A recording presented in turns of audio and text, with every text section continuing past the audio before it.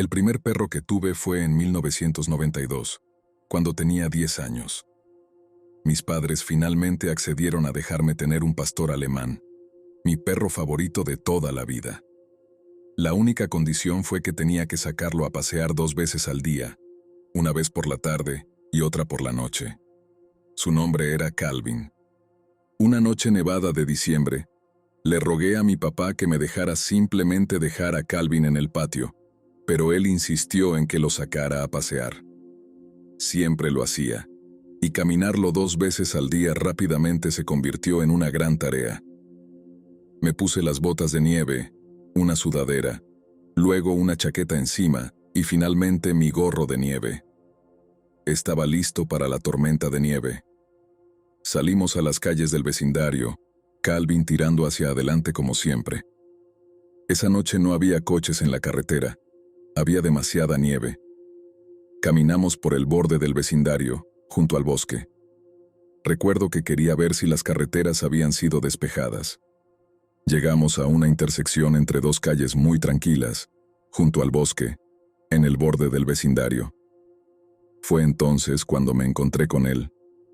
Escuché el sonido de pasos aplastando la nieve detrás de mí. Calvin se giró primero y ladró un par de veces. Era un hombre abrigado con ropa de nieve. Tenía una bufanda cubriendo la mitad de su cara, así que solo podía ver sus ojos. Pero aún así pude notar que era mayor, más de 40 años. Su voz estaba amortiguada por la bufanda cuando me llamó con una voz amigable. Luego hizo algo inesperado. Recogió algo de nieve, la compactó en una bola y, aparentemente de forma juguetona, me la lanzó. La esquivé, sin saber cómo reaccionar. Se acercó más y empezó a acariciar a Calvin. Me sentí bastante incómodo, para ser honesto. El hombre se enderezó después de acariciar a Calvin y luego puso su mano en mi hombro, diciendo que no debería estar solo en una noche como esa. Creo recordar que le dije que no estaba solo, que estaba con mi perro. Intercambiamos algunas palabras más, pero no recuerdo qué. Finalmente, me alejé de ese hombre sin decir adiós. Aunque no miré atrás, Calvin seguía mirando y escuché ligeramente pasos en la nieve detrás de mí otra vez. Sabía que me estaba siguiendo, por lo que me sorprendió cuando escuché que los pasos aumentaban en velocidad e intensidad, lo que hizo que Calvin se girara y empezara a ladrar. El hombre me agarró con un brazo y me cubrió la boca con el otro. Creo que Calvin empezó a morderlo, pero el hombre llevaba tantas capas que pudo ignorar el dolor, aunque solo por un tiempo. Finalmente, el hombre soltó su agarre sobre mí y centró su atención en Calvin, pateándolo una y otra vez. Eventualmente, el hombre se dio por vencido y corrió hacia el bosque. Calvin tiró tan fuerte detrás de él que su correa se rompió del collar y salió corriendo, desapareciendo en el bosque. Escuché sus ladridos desvanecerse en la oscuridad mientras gritaba su nombre una y otra vez. Volví a casa llorando, diciendo a mis padres que Calvin había perseguido a un hombre y que se había ido. Me quedé despierto toda la noche esperando que regresara a casa. Nunca lo hizo. Calvin fue mi primer perro, y perderlo fue la primera vez que se me rompió el corazón. Me gusta pensar que alguien lo encontró y lo llevó a un refugio, porque creo de todo corazón que ese perro me salvó la vida.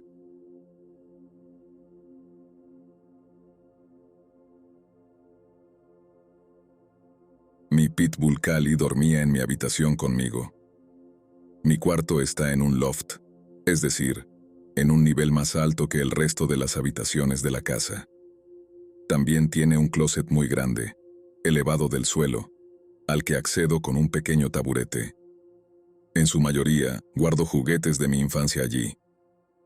Una noche, me desperté por un gruñido. Me senté y vi a Cali en el medio de la habitación, mirando hacia el closet. No hace falta decir que, como un chico de 14 años, eso me asustó muchísimo. La llamé a mi cama para acariciarla y calmarla. Ella se lamió los labios y dejó de gruñir mirándome. Volví a mirar hacia la puerta del closet en la oscuridad, pero como Cali había dejado de gruñir, Supuse que solo era su imaginación perruna desbocada. Volví a dormir fácilmente con Cali en la cama conmigo. Me desperté de nuevo, Dios sabe cuántas horas después, con Cali ladrando. Estaba en el centro de la habitación otra vez, mirando hacia el closet. Le dije que se callara y, después de mirarme en silencio, escuché un frasco de Legos derramarse dentro del closet. Cali empezó a volverse loca, ladrando y tratando de saltar al taburete, arañando la pared. Escuché mi puerta abrirse y mi papá subió corriendo las escaleras gritando, ¿qué diablos está pasando? Le dije que revisara el closet, que había alguien allí. Pasó junto a Cali, subió al taburete y abrió la puerta de golpe. En cuanto abrió esa puerta, alguien vestido con jeans, una sudadera negra con capucha y un gorro negro empujó a mi papá del taburete, haciéndolo caer de espaldas. El hombre de la sudadera negra salió corriendo, bajando las escaleras, pero Cali salió tras él. Escuché a los dos bajando las escaleras, pero parecía que Cali lo había atrapado, porque el hombre dejó escapar un grito de dolor. Mi papá y yo bajamos a la sala de estar para ver a Cali con los dientes hundidos en el brazo del hombre. Había sangre derramada por toda la alfombra. Aparentemente, Cali había mordido al hombre en la pierna y en el brazo. Mi papá apartó a Cali de él y me dijo que la llevara de vuelta a mi habitación mientras él llamaba a la policía. El hombre gemía de dolor hasta que los policías entraron tranquilamente a la casa, lo levantaron y lo sacaron. Una ambulancia llegó 10 minutos después y se lo llevaron.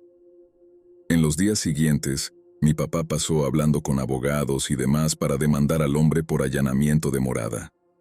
Terminó ganando el caso, obviamente. Nunca me dijo cuánto dinero recibió, pero sí dejó muy claro cuánto había salvado Cali el día para nuestra familia.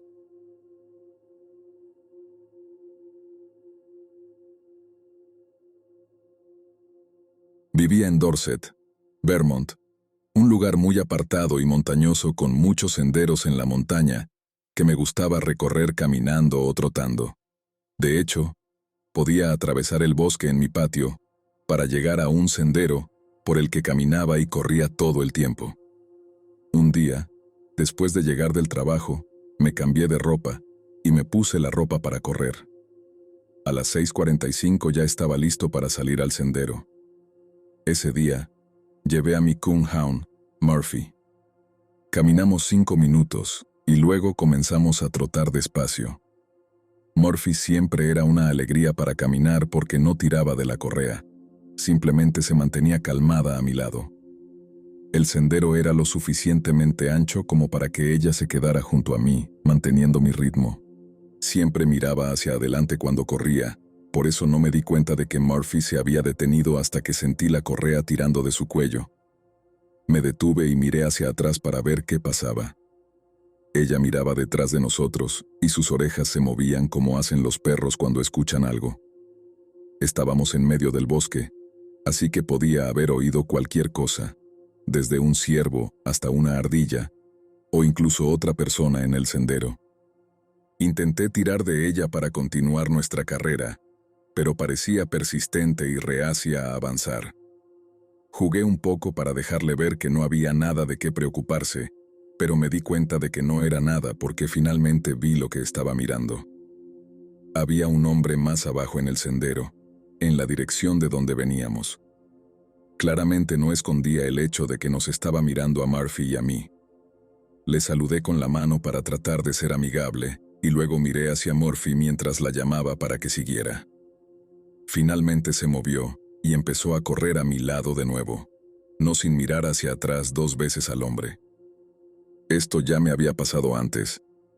La gente en estos pequeños senderos solía esperar a que yo avanzara para evitar pasar junto al perro. Por lo general, salían más temprano en el día, pero a esta hora ya estaba oscureciendo y normalmente no habría otras personas por ahí. Tampoco noté si el hombre me devolvió el saludo porque miré hacia Murphy después de saludar, pero en ese momento aún pensaba que todo era normal. Eso fue hasta que, tal vez 1 minuto después, Murphy me detuvo de nuevo. Esta vez miró hacia adelante y empezó a ladrar. Vi de inmediato a quién estaba mirando esta vez. Era otro hombre caminando lentamente hacia nosotros. Le saludé también, pero no me devolvió el saludo. Estaba de pie, sujetando a Murphy cerca de mí, esperando que el hombre pasara, pero cuanto más se acercaba, más despacio iba. Cuando estuvo a nuestro alcance, le dije que Murphy era amigable y que podía pasar. Ahí fue cuando supe que algo andaba mal. Después de decir esto, el hombre mantuvo el contacto visual conmigo, con su cara seria mientras continuaba acercándose muy lentamente. Entonces noté que Murphy se dio la vuelta y comenzó a ladrar en la otra dirección detrás de nosotros. Me giré y casi tuve un ataque al corazón cuando vi al hombre de antes, tal vez a 5 metros de nosotros, también acercándose lentamente. Sabía que algo malo estaba por suceder. Pasaron solo unos segundos entre ese momento y el momento en que sentí 2 brazos rodeándome desde atrás. Entonces, el primer hombre que vi antes empezó a lanzarse hacia mí. Los ladridos de Murphy se convirtieron en gruñidos agresivos y ladridos como de un perro rabioso.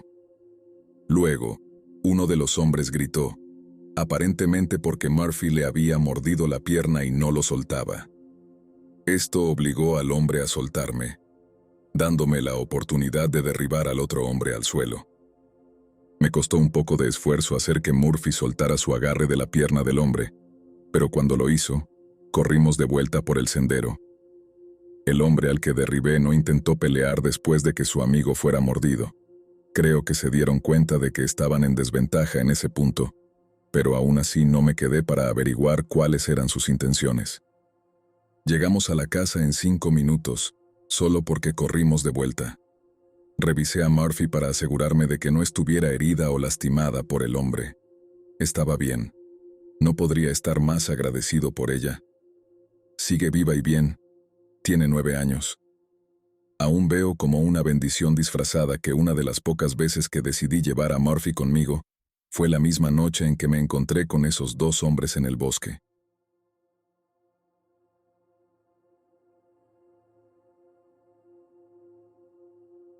Vivimos en una granja en el condado de Bucks, Pensilvania. Éramos solo mi esposa, nuestro hijo recién nacido y yo.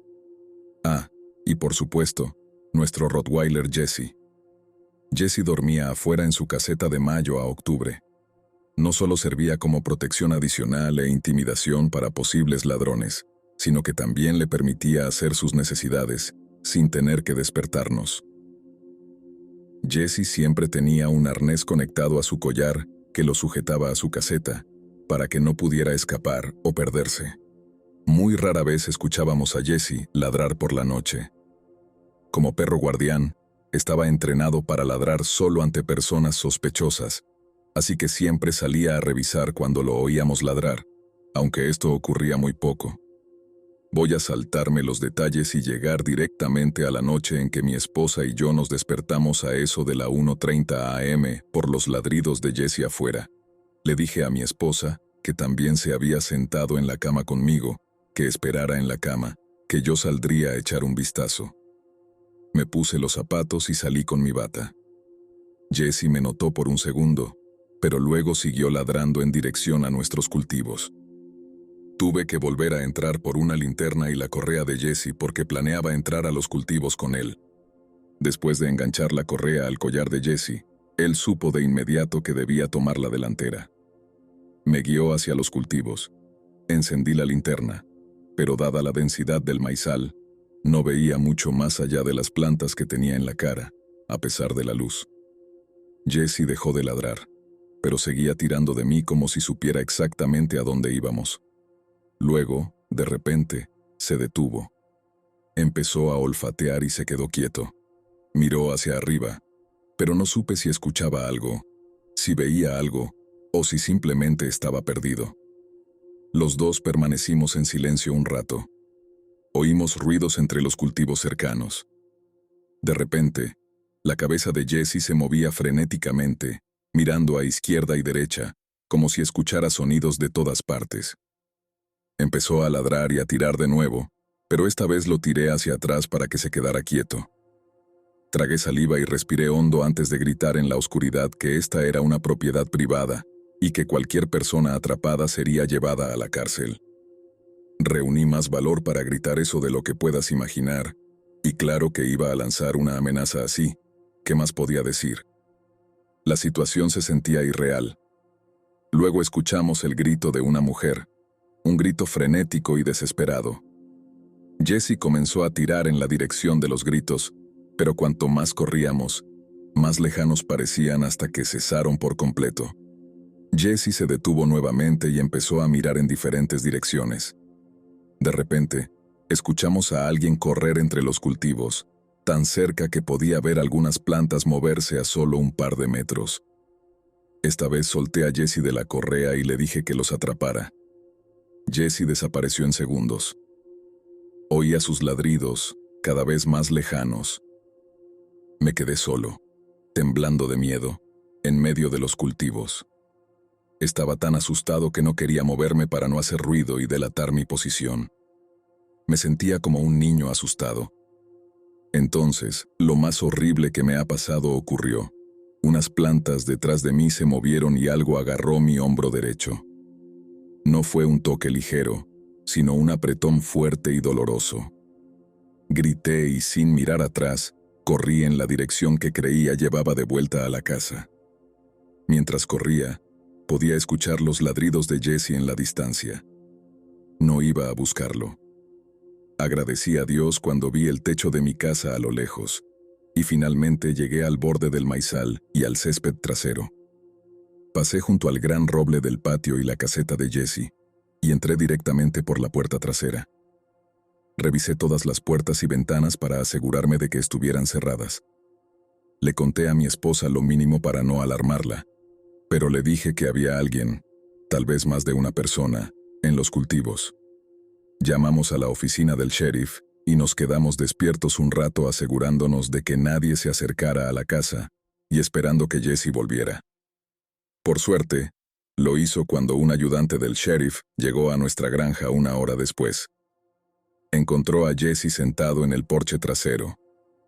No había mucho que el ayudante pudiera hacer, aparte de tomar nota de mi descripción de lo sucedido.